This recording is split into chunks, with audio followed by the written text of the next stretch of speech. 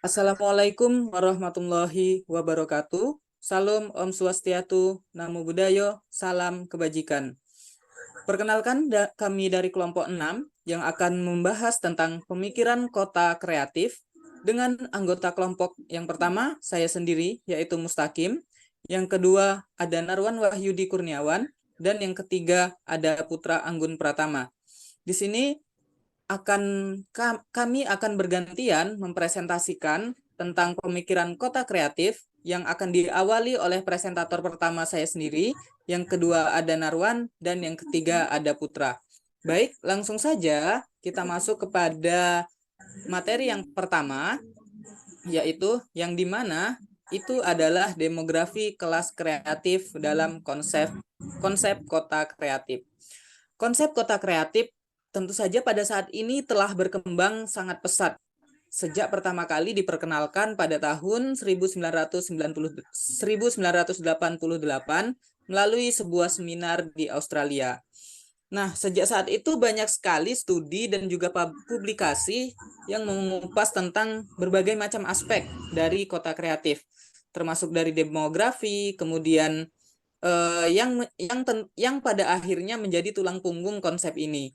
Kelas kreatif terdiri dari individu-individu yang bergerak di berbagai sektor inovatif dan memberikan kontribusi penting bagi perkembangan ekonomi dan kualitas hidup di kota-kota. Awal mula konsep kota kreatif itu terjadi pada tahun 1988 melalui seminar di Melbourne.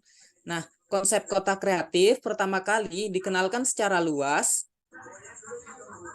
Seminar ini membahas tentang bagaimana sebuah kota tidak hanya harus efisien dalam secara ekonomi dan juga tetapi juga harus menginspirasi lahirnya kreativitas dan memberikan kepuasan emosional bagi warganya.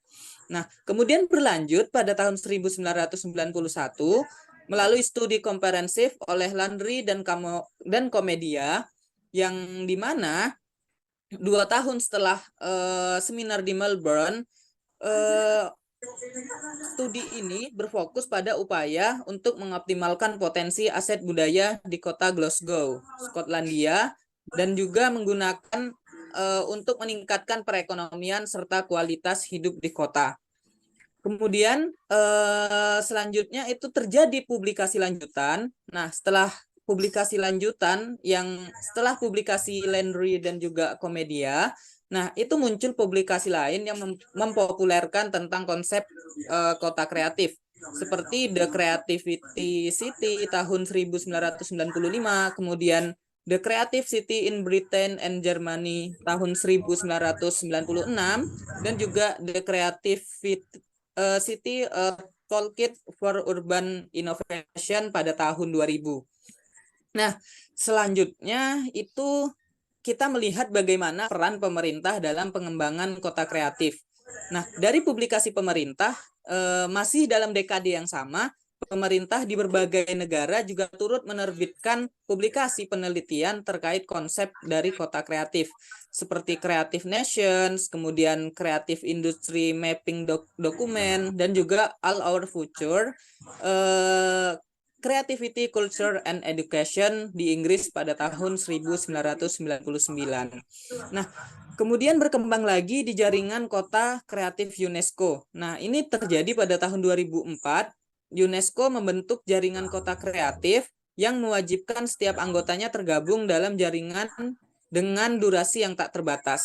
Kota yang menjadi anggota berhak menggunakan nama dan logo UNESCO sesuai ketentuan, serta memiliki kewajiban untuk melaporkan perkembangan kebijakan dan kegiatan lokal maupun internasional. Presentasi selanjutnya akan dilanjutkan oleh Saudara Narwan. Baik, terima kasih.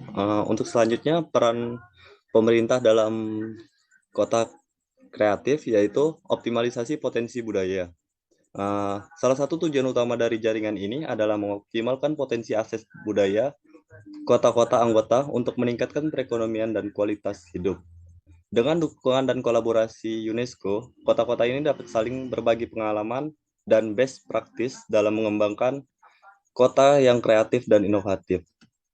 Kemudian, karakteristik kelas kreatif. Nah, karakteristik ini terbagi menjadi 3 aspek, yaitu kreativitas dan inovasi, di mana kreativitas terdiri dari individu-individu yang memiliki kemampuan berpikir kreatif dan inovatif serta bergerak di berbagai sektor seperti teknologi, seni, desain, dan industri kreatif lainnya. Kemudian, mobilitas yang tinggi.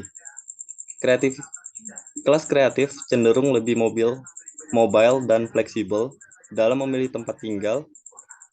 Mereka sering pindah-pindah untuk mencari lingkungan yang mendukung aktivitas dan gaya hidup mereka. Yang ketiga, preferensi terhadap kualitas hidup. Kelas kreatif memberikan prioritas pada kualitas hidup seperti ketersediaan fasilitas budaya, rekreasi, dan lingkungan yang menarik.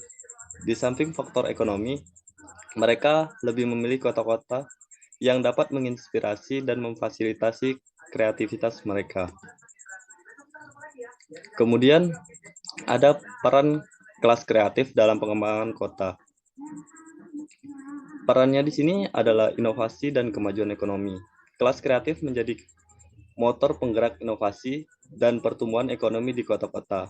Ide-ide kreatif dan kemampuan berinovasi mereka dapat memicu munculnya produk, layanan, dan industri baru yang meningkatkan daya saing kota.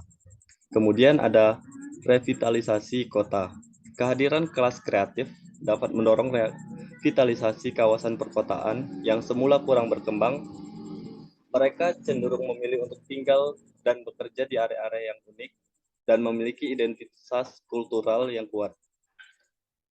Peningkatan citra kota, kelas kreatif dapat membantu meningkatkan citra dan daya tarik melalui kontribusi mereka di bidang seni, budaya, dan gaya hidup yang kreatif. Hal ini dapat menarik investor, wisatawan, dan talenta-talenta baru untuk bergabung dengan kota.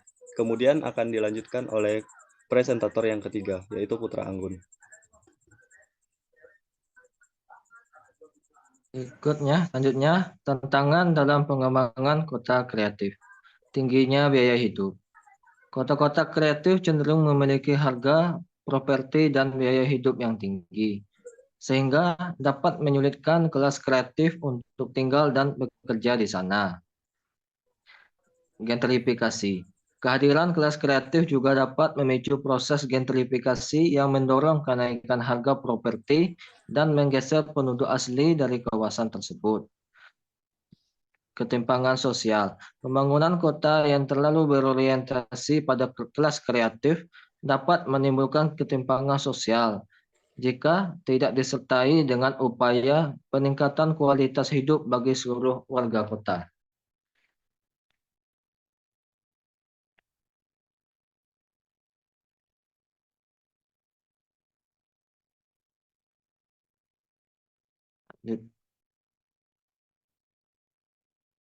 Implementasi strategi kota kreatif.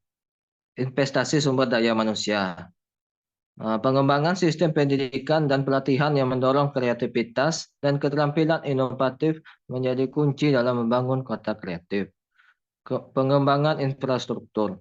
Penyediaan infrastruktur yang mendukung aktivitas kreatif seperti ruang kerja, fasilitas budaya, dan konektivitas digital sangat penting bagi kota kreatif.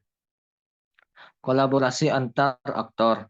Kolaborasi antara pemerintah, swasta, dan masyarakat sipil diperlukan untuk mengembangkan ekosistem yang kondusif bagi pertumbuhan kreativitas. Branding dan promosi. Kota-kota kreatif perlu membangun brand dan citra yang kuat untuk menarik talenta kreatif, investasi, dan wisatawan.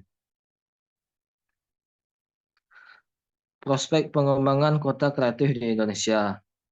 Potensi kota kreatif, kekayaan budaya dan keanekaragaman tradisi lokal, pertumbuhan sektor industri yang pesat, ketersediaan talenta kreatif di berbagai bidang.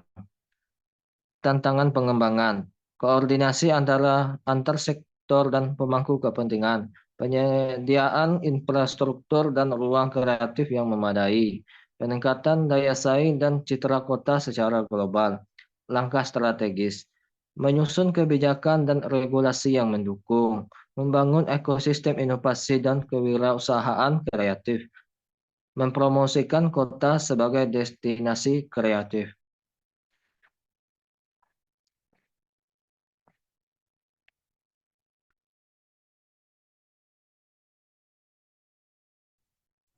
Baik, sekian presentasi dari kelompok kami. Di sini saya akhiri. Wabillahi taufiq wal hidayah. Wassalamualaikum warahmatullahi wabarakatuh.